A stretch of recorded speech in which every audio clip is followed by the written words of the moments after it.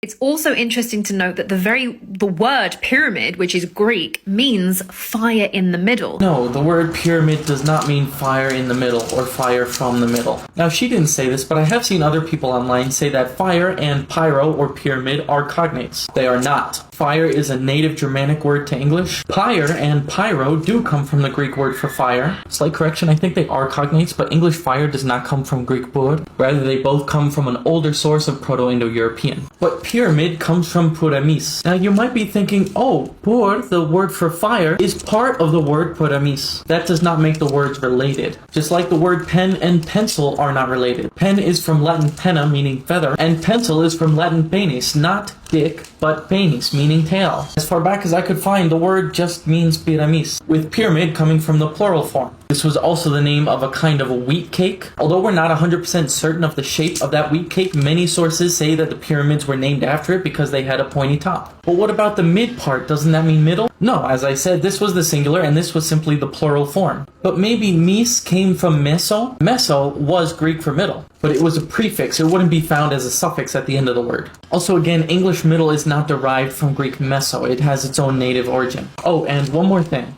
The lead and zinc compounds that are found coming out of the stone could only have melted and gone into the stone at these temperatures, 327 degrees centigrade and 419. That is a very hot temperature. These are not very high temperatures. In fact, for a lot of metallurgy, that could be considered low melting point. Campfires are hotter than that. There are literally videos on YouTube of people melting these metals in campfires. And the pyramids were built during the Copper Age. Copper tools were used to build the pyramids. And that melting temperature is over 1,000 degrees Celsius. There's no reason to build a whole pyramid to melt those metals when it could be done in your kitchen. And it also answers why the hell would there be this mass effort from civilization to make these things?